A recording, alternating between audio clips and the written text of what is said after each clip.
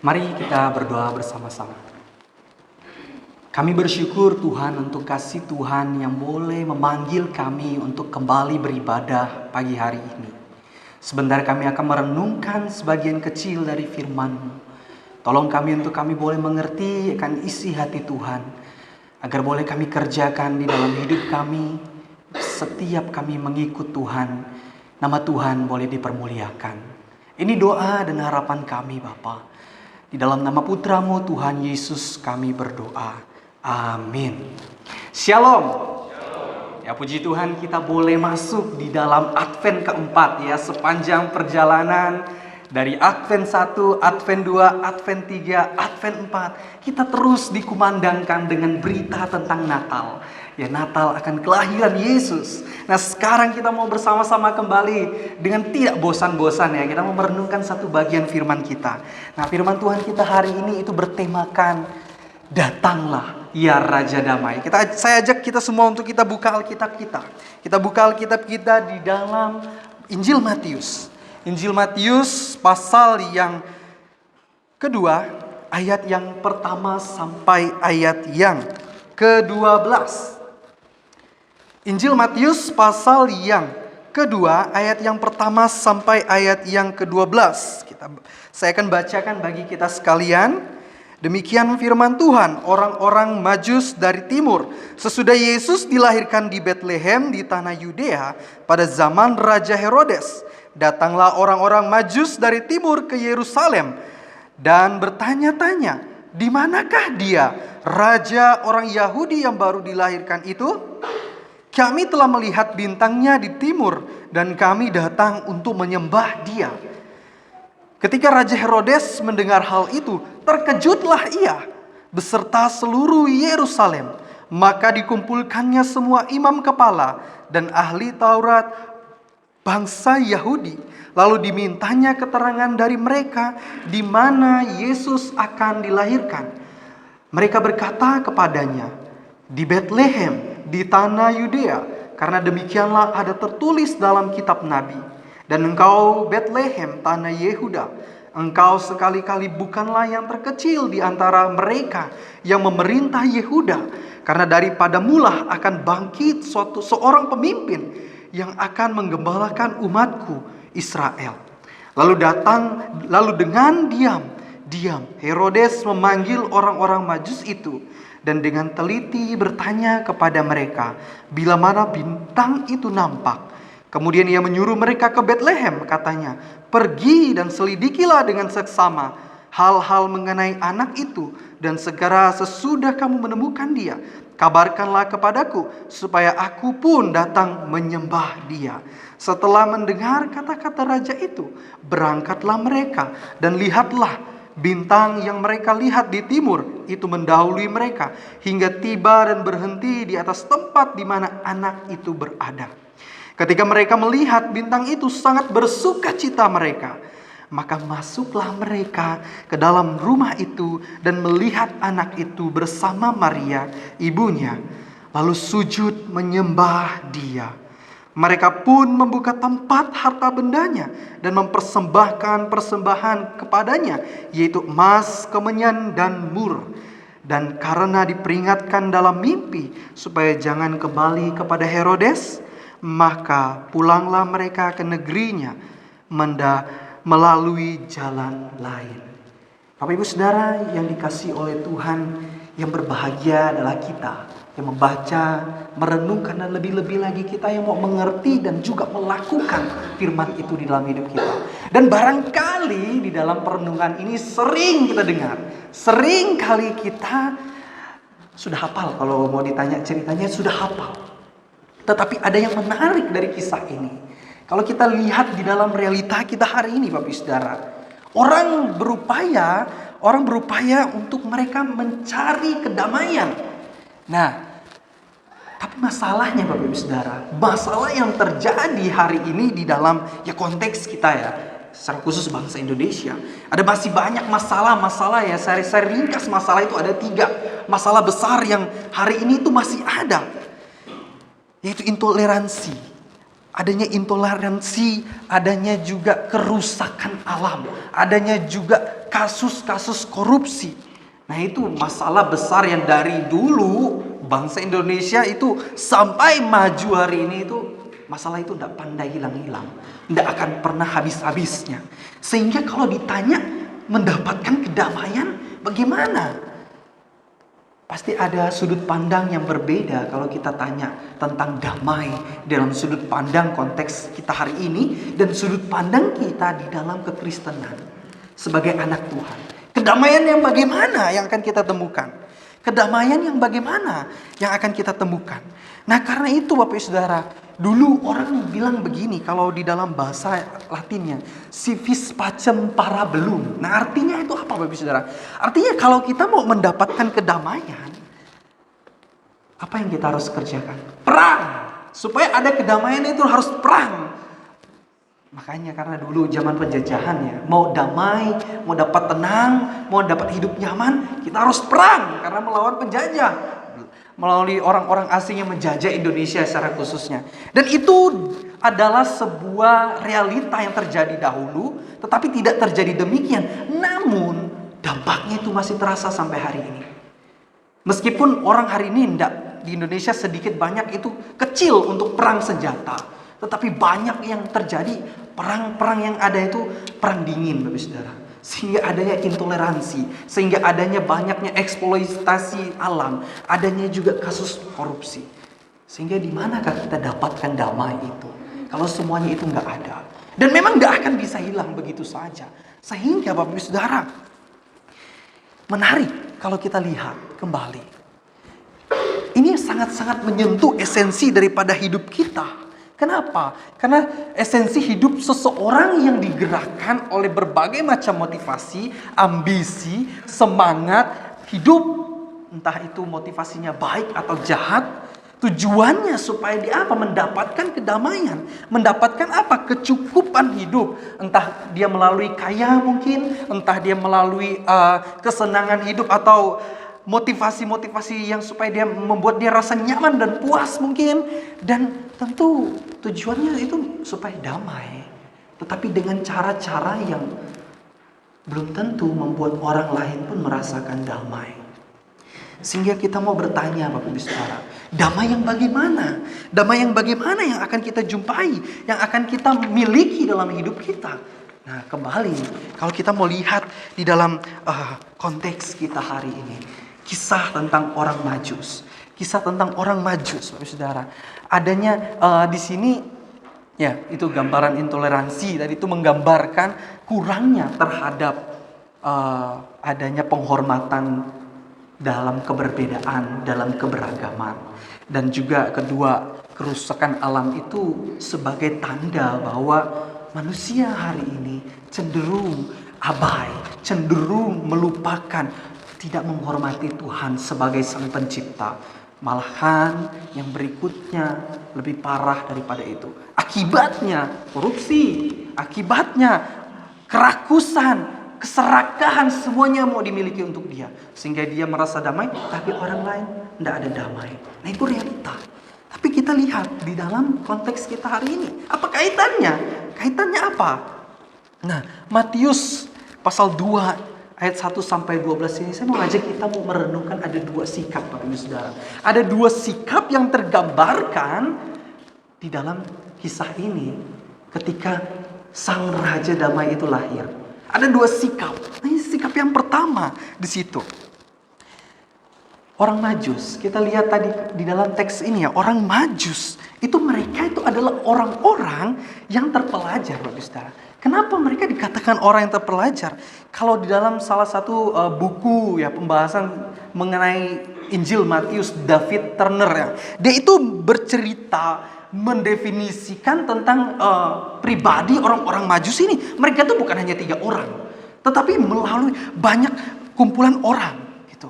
Tetapi ada 3 orang yang mereka itu berasal dari daerah-daerah Arabia, Babilonia, Persia. Mereka datang sama-sama mau mencari seorang yang telah dilahirkan di tanah Bethlehem, yaitu seorang raja Yahudi. Mereka itu orang-orang yang dalam tanda kutip tidak kenal latar belakang orang Yahudi. Mereka adalah orang-orang yang konteksnya ya tidak banyak tahu tentang hidup orang Yahudi, bahkan tentang nubuatan-nubuatan di Yahudi dalam perjanjian lama. Tetapi mereka mempelajari bintang. Makanya nama mereka itu lebih tepatnya adalah orang-orang yang mempelajari bintang. Dan bintang itu menjadi tanda yang membawa mereka untuk mereka berjumpa, untuk mengenal, oh ini bintang adalah tanda tentang seorang raja yang akan lahir. Tepatnya di Bethlehem, tanah Yudea, lebih detailnya lagi. Sehingga mereka datang. Kalau di sini mereka datang dari timur, tapi padahal mereka itu dari barat datang ke timur mencari sang bintang itu yang lahir itu. Sehingga perjalanan mereka ini Bapak Ibu Saudara murni, bukan karena disuruh orang Yahudi untuk datang. Tidak, mereka tak ada kaitannya sama sekali. Sehingga mereka datang benar-benar mengetahui yang lahir ini adalah raja. Raja yang benar-benar akan memerintah bangsa. Tapi bukan hanya Yahudi, tetapi identitasnya adalah Raja Yahudi. Sehingga kita lihat kedatangan mereka yang membuat terkejut kita juga. Datangnya mereka itu bukan main-main Bapak Saudara. Mereka datang bukan mau kenalan supaya bersahabat atau supaya mereka jalinkan sebuah relasi politik untuk pemerintahan. Bukan. Tapi mereka datang untuk apa? Mereka datang menyembah Dia. Kata sujud menyembah yang diartikan di dalam Injil Matius ini itu merupakan sebuah bukan hanya sekedar ekspresi atau sujud menghormat begitu Bapak Ibu Saudara. Betul, itu adalah bertekuk lutut menyembah Dia, Raja yang lahir. Tetapi lebih dalam daripada itu Bapak Ibu Saudara. Kenapa lebih dalam daripada itu? Lebih dalam daripada seorang yang menyembah atau menghormati seorang raja. Lebih dalam lagi daripada diterjemahkan artinya menyembah, sujud menyembah itu. Tapi lebih daripada itu kita lihat di dalam hari ini kata menyembah tadi sebelumnya, kata menyembah itu sujud di hadapannya dan sujud menyembah Dia sebagai raja. Dan kalau diartikan Bapak Ibu Saudara, menyembah Yesus ini itu menyiratkan sebuah makna ya. Ketika Yesus menjadi pusat penyembahan, ketika Dia itu yang menjadi fokus daripada hidup seseorang maupun orang-orang Majus, bahkan kita hari ini, Dia lebih daripada orang yang unggul atau lebih daripada orang yang istimewa. Dia bagi kita hari ini, bagi orang-orang Majus dan bangsa Yahudi yang percayanya, dia menyembah Yesus itu berarti tersujud, tersungkur, menerima, mempercayai Yesus itu sebagai Raja, sebagai anak Allah, sebagai Allah yang Immanuel, yang hidup. Dan juga bukan hanya itu Bapak Ibu Saudara, tergambarkan dalam narasi itu kita harus sujud menyembahnya. Tetapi bukan hanya itu yang Yesus inginkan, tapi Dia ingin kita juga hidup serupanya. Jadi dia ingin juga kita sama sepertinya mengerjakan panggilannya. Sehingga Bapak Ibu Saudara, kita melihat bahwa sujud menyembah ini juga kalau mau kontraskan, hal yang sama dipakai iblis ketika dia menguji Tuhan Yesus di padang gurun di dalam pertanyaannya yang ketiga di dalam Matius pasal 4 itu. Dikatakan iblis membawa Yesus ke atas gunung yang sangat tinggi dan memperlihatkan kepada semua kerajaan dunia dengan kemegahannya dan berkata kepadanya, semua itu akan kuberikan kepadamu jika engkau sujud menyembah aku. Sujud menyembah itu juga dipakai iblis supaya Yesus itu tunduk, supaya dia mengakui dia sebagai penguasa dunia dan dia mau tunduk sama iblis. Tapi jawab Yesus apa Bapak Saudara? Jawab Yesus adalah, enyahlah iblis, sebab ada tertulis engkau harus menyembah Tuhan Allahmu dan kepada Dia sajalah engkau berbakti. Nah, kontras ini mau menunjukkan bahwa menyembah yang dimaksud itu bukan secara literal, harafiah aja Bapak Saudara. Sujud menyembah itu menunjukkan bahwa kita sungguh-sungguh mempercayai Dia sebagai Raja dan kita ikut Dia. Dan bukan hanya ikut Dia, tetapi mengerjakan panggilannya. Itu kalau kita refleksikan dalam hidup kita, itulah identitas kita sebagai seorang Kristen. Itulah yang dinamakan Natal dalam hidup kita. Karena itu Natal itu bukan hanya tentang bulan Desember, Bapak Saudara. Bulan Desember itu dipilih untuk menjadi peringatan, menjadi tanda bahwa Raja itu telah lahir. Tetapi Natal yang sesungguhnya adalah setiap hari dalam hidup kita, kita harus beritakan Natal itu. Kalau hanya hamba Tuhan atau misionaris yang memberitakannya, tidak akan selesai, Bapak Ibu Saudara. Sehingga itulah panggilan kita. Dan juga Bapak Ibu Saudara, kita mau melihat sikap yang kedua. Kita mau melihat sikap yang kedua. Ada kontras di sini, ada perbedaan sikapnya. Ketika orang-orang Majus mendengar berita itu, mereka bersuka cita. Mereka sangat senang. Walaupun mereka adalah orang tinggi, Bapak Saudara. Orang-orang istilahnya orang bernama di negaranya mereka. Orang-orang yang punya pangkat tinggi. Tetapi ketika mendengar raja itu lahir, mereka bersuka cita. Dan mereka bahkan datang memberikan persembahan. Emas, kemenyan, dan mur sebagai lambang daripada panggilan Yesus ke dunia. Emas menandakan dia sebagai raja. Kemenyan dan mur itu melambangkan akan misinya nanti, yang akan mati bagi setiap orang. Dan mereka mengambil sikap yang benar sebagai seseorang manusia.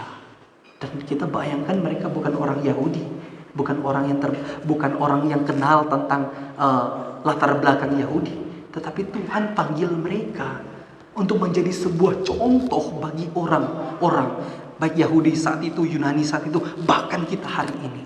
Mereka dipilih Allah, dipakai Allah dengan luar biasa, dengan misteriusnya tanda bintang. Bisa mengerti, ini Raja Yahudi, dan itu Raja yang akan memerintah.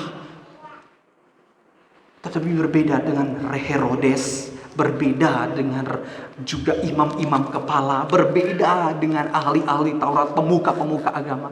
Ketika mereka mendengar bahwa orang-orang Majus itu datang kepada mereka bertanya, di manakah bintang itu, raja itu akan lahir?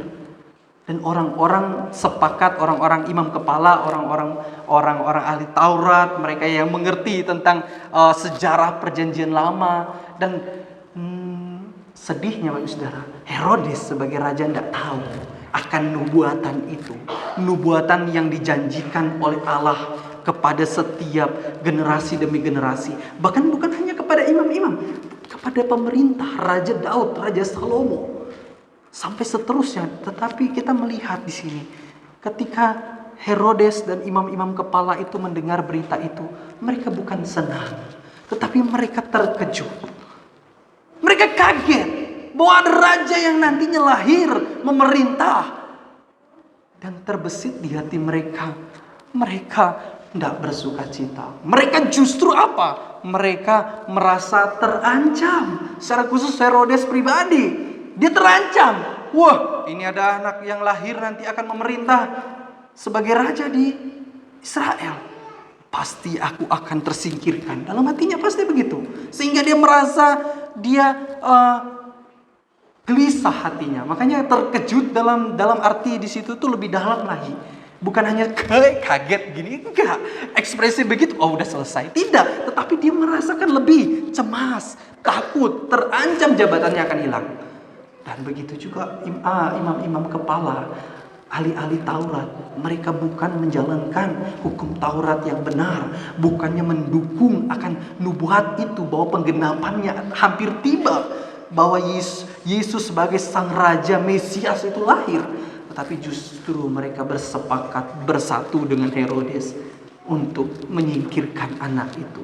Sehingga kita lihat narasinya, Bapak Ibu, memilukan bukan? Ketika bayi itu lahir, Yesus itu lahir. Dia lahir sampai di mana Bapak Ibu Saudara? Di dalam kesederhanaan, di dalam palungan. Bukan layaknya seorang manusia lahir dia di tempat dia lahir. Tetapi dia lahir di dalam kesederhanaan itu, terbatas dengan semua fasilitas. Tetapi kelahirannya itu melambangkan sebuah janji Tuhan yang besar bagi umat manusia. Bukan hanya kepada orang Yahudi, tetapi Tidak mudah bagi Tuhan Yesus sendiri dan ayah ibunya Yusuf Maria. Mereka harus menjalani suatu perjalanan yang memilukan ketika Yesus sendiri baru mau lahir. Kenapa? Karena Herodes saat itu berencana sangat buruk. Terbesit rencana buruk untuk apa? Membunuh, menyingkirkannya. Makanya ketika dia setelah dia tanya nanti lahir di mana, di Bethlehem tanah Yehuda, dia panggil orang-orang Majus itu datang kepadanya dengan diam-diam. Datang, nanti kalau kamu datang, kalau kamu udah berjumpa dengan sang raja itu, bilang saya supaya saya datang untuk menyembahnya. Tetapi sebenarnya apa Bapak Ibu? Itu hanya liciknya dia. Karena memang pada dasarnya Raja Herodes dan juga imam-imam kepala itu terbentuk bukan karena sebuah tradisi Yahudi, bukan dari latar belakang keturunan Daud yang memerintah saat itu, tetapi karena liciknya politik pada zaman itu, sehingga dia bisa memerintah sebagai raja. Dan bahkan kalau kita lihat lebih dalam, pribadi Herodes, dia rela loh bunuh keturunan-keturunannya supaya tidak memerintah nantinya. Dia bunuh semua keturunan dia daripada istri-istrinya, sehingga dia itu tetap jadi raja. Apalagi itu orang yang bukan dari keturunan dia, tetapi orang yang memang dinubuatkan dari keturunan Daud yang lahir, yang memang layaknya sebagai seorang raja, yang memang bukan dipilih oleh manusia, bukan dipilih rakyat oleh politik, tapi dipilih Allah sendiri. Dan itu janji Tuhan kepada Abraham, kepada Daud, dan akan digenapi saat itu. Tapi tidak mudah bagi Yesus. Sehingga kita lihat sikap yang kedua ini Bapak Saudara. Kita mau melihat sikap yang kedua. Adanya sebuah sikap yang memilukan. Kenapa memilukan? Karena kontras yang tersirat di situ adalah Yesus itu raja yang memang benar-benar, kalau orang Batak bilang tuh paten gitu. Orang yang benar-benar bukan dipilih atau dijalankan, dimanipulasi secara politik, tetapi memang secara janji Tuhan dia dipilih Tuhan, diutus oleh Bapaknya sendiri. Tapi Herodes itu dan imam-imam kepala itu adalah orang-orang yang bukan dipakai Tuhan, bukan dipilih Tuhan, tetapi memerintah di saat itu. Sehingga tidak ada kedamaian Bapak Saudara, tidak ada kedamaian di bangsa Israel saat itu. Bahkan anak-anak, kalau kita lihat di ayat yang ke-16, ayat yang di ke-16 itu, lihat ketika Herodes tahu bahwa orang-orang Majus itu tidak kembali kepadanya, dia marah. Bahkan dia suruh bunuh anak-anak yang usianya dari 0 bulan sampai yang ke-2 tahun. Betapa jahatnya kan? Makanya bukan Herodes aja yang terkejut saat itu ketika mendengar hal itu. Orang-orang Yahudi juga, orang-orang yang ada di Israel juga mereka terkejut. Mereka terkejut mendengar bahwa ada anak yang lahir. Wah, ini Herodes pasti akan ngamuk. Dan benar, dia ngamuk Bapak Saudara.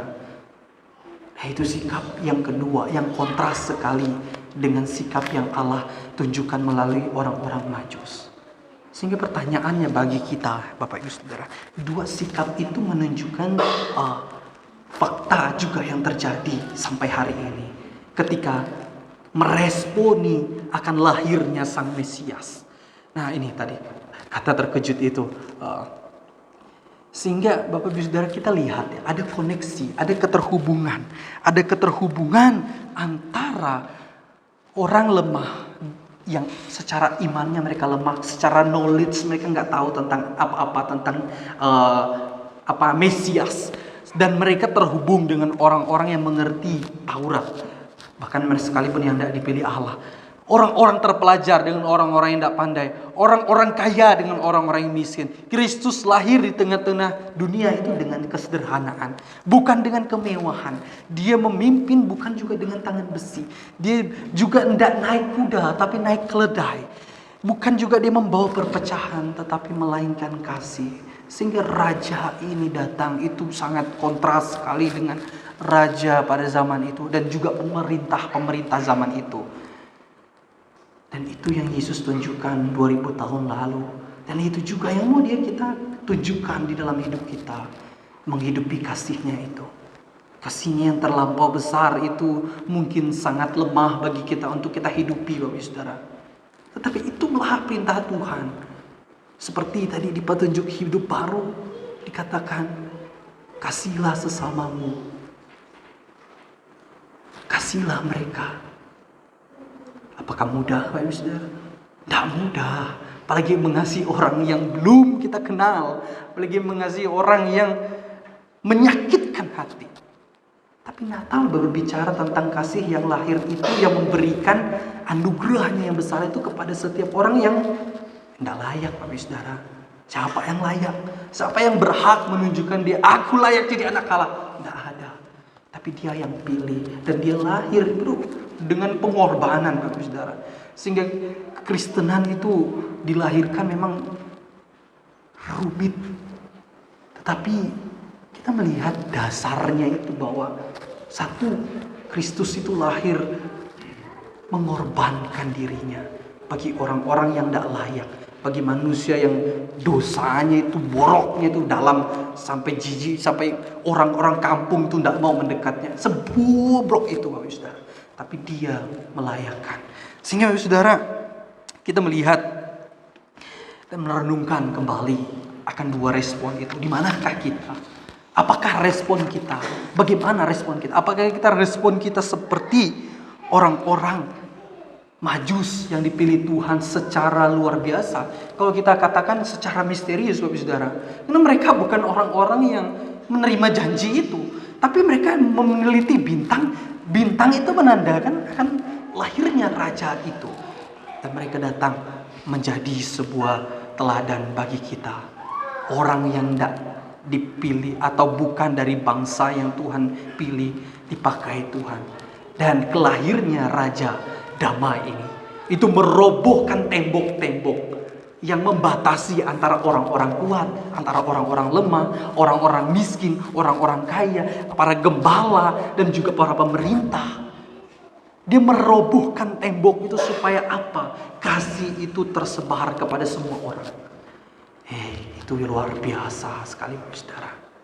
Tetapi barangkali dalam hidup kita hari ini masih banyak tembok-tembok itu ya. Masih banyak tembok-tembok itu yang kita bangun antara satu dengan lain. Oleh karena kita memandang dengan ego kita, dengan kesombongan kita, orang ini tidak layak, orang ini tidak pandai, orang ini tidak tepat. Tapi tahukah Bapak Ibu Saudara bahwa kita ini orang-orang yang tidak layak sebenarnya? Tapi Tuhan pilih. Lantas dengan hak apa kita berani mengatakan sesama kita, kamu tidak layak? Sehingga pengorbanan, sehingga lahirnya Raja Damai itu membawa satu kesatuan. Kristus itu lahir itu untuk merangkul semua orang yang dipilihnya, untuk mengabarkan dia. Bukan untuk memasang tembok-tembok supaya orang-orang itu tidak kenal kasih dia. Sehingga ini yang kita perlu cermati dan juga perlu gumuli dalam hidup kita hari ini, Saudara. Dia lahir sebagai Sang Raja Damai. Datanglah Sang Raja Damai. Pertanyaannya, apakah Sang Raja Damai itu sudah memerintah di hati kita? Atau masih banyak tembok-tembok yang kita bangun atas opini, atas ekspektasi kita terhadap satu dengan yang lain, sehingga kasih itu tidak dirasakan orang lain, sehingga Injil itu tidak didengar oleh orang lain. Udah berapa puluh tahun kita hidup hari ini, Bapak Ibu Saudara? Apakah sudah kita merobohkan tembok-tembok itu sehingga Injil itu didengar orang-orang? Atau apakah kita dengan posisi jabatan kita hari ini seperti orang-orang yang besar, tetapi tembok besar pun kita bangun untuk mereka yang kecil, sehingga Injil itu tidak terdengar, sehingga kasih Allah itu tidak terasa, sehingga kegelapan itu terus meliputi pribadi kita. Bahkan orang melihat kita, dia tidak kenal siapa kita. Ketika kita meruntuhkan tembok-tembok itu sesuai dengan apa yang menjadi ekspektasi kita, dengan kelemahan dan keberdosaan kita. Tentu kita memiliki kelemahan dan keberdosaan, ego yang harus kita terus patahkan, supaya kita tidak menyembah diri kita sendiri, tetapi menyembah Sang Raja itu. Dan inilah yang Tuhan mau sampaikan kepada kita. Damai itu tidak berarti berada di suatu tempat yang tidak ada keributan. Jadi tidak selalu damai itu selalu tempat yang sunyi. Tapi damai itu justru berarti dia berada di tengah-tengah semuanya itu. Di tengah keriuhan itu. Di tengah gejolak-gejolak yang ada. Sehingga damai itu dia tidak ada tembok yang dapat menemboki dia supaya tidak dirasakan oleh orang lain. Dan apa damai itu? Apa manifestasi damai itu, Bapak Saudara? Damai itu berarti hati kita memiliki kasih dan sukacita Kristus. Ada gairah yang besar untuk kita mau menyampaikan Injil Yesus pada sesama kita. Tapi bukan dengan cara seperti cara Raja Herodes berupaya untuk memiliki jabatan terus. Artinya dengan motivasi salah. Tapi bagaimana kasih itu bisa didengar oleh orang dan Raja Damai itu tersiar dengan kasih Kristus itu. Yang tanpa mengajak atau mendorong murid-muridnya untuk mengadakan permusuhan, perlawanan dengan pemerintah, bukan dengan tangan besi, tetapi dengan kasih. Dan itulah yang harus kita koreksi dalam hidup kita, yang harus terus kita juga gumulkan sebagai anak-anaknya. Tapi saudara, satu bagian terakhir yang juga ini menyentil saya pribadi. Ketika Desember tiba, seringkali Natal itu secara harfiah, secara literal kita pahami adalah tentang kemewahan, adalah tentang kerumun-kerumun, rame-rame, suka-suka, senang-senang. Tidak salah, Bapak Saudara. Tetapi jangan sampai kita salah mengerti bahwa Natal itu adalah pestanya orang Kristen. Bukan. Tapi Natal itu adalah tentang kedamaian yang berasal dari Allah yang Maha Kasih. Dan Natal itu terus harus dihidupi di hati kita. Bila Natal itu dibaluti dengan kasih dan juga pertobatan setiap hari. Jadi Natal itu adalah berita tentang misi Allah, saudara. Dan misi Allah itu harus kita kerjakan sepanjang bulan Januari sampai Desember. Dan sekali lagi itu bukan hanya tugas sahabat Tuhan dan misionaris, tapi tugas itu bagi kita semua, anak-anaknya yang percaya, yang dipilihnya, yang tidak ada jaminan kita itu berhak diterima Allah kalau bukan anugerahnya saja. Sehingga panggilan ini untuk kita semua. Dan kiranya kasih karunia damai sejahtera dari Allah yang melampaui segala akal itu terus memerintah di dalam hati kita. Terus juga mendorong kita untuk menjadi anak-anaknya yang bukan memasang tembok-tembok permusuhan antara satu dengan yang lain. Di antara berbagai banyaknya aspek kehidupan. Entah dari segi sosial, segi ekonomi, segi politik dan lain sebagainya. Relasi dan keluarga sebagainya. Kita tidak layak mengatakan orang tidak layak, saudara. Kita sangat tidak layak mengatakan orang itu tidak layak. Karena kita sendiri sejatinya tidak layak di hadapan Tuhan. Tapi Tuhan pilih karena kasih-Nya. Lantas tugas kita itu kabarkan Raja Damai itu. Tunjukkan kasih-Nya dalam hidup kita hari lepas hari. Bukan hanya Bapak Ibu, saya juga yang berkata demikian punya tugas itu. Mari kita terus kumulkan itu dalam hidup kita. Kiranya Tuhan menolong dan mampukan kita. Mari kita berdoa. Bapa, kami bersyukur dan berterima kasih untuk kasih Tuhan. Kelahiran Tuhan 2000 tahun dengan berbagai gejolak telah membawa damai itu sampai hari ini. Bahkan kepada kami, anak-anak-Mu yang hidup di zaman 2000 tahun setelah Tuhan lahir. Tuhan, kami rindu untuk dikuasai oleh Roh Kudus-Mu agar mau dengan berani merobohkan tiap tembok-tembok yang merintangi akan Injil itu disebarkan. Kami mengaku memohon ampun akan setiap kelemahan keterbatasan kami. Dan mampukan kami Tuhan untuk mengerjakan panggilan-Mu di dunia ini. Ini doa kami. Demi Kristus Yesus Tuhan dan Juru Selamat kami berdoa. Amin.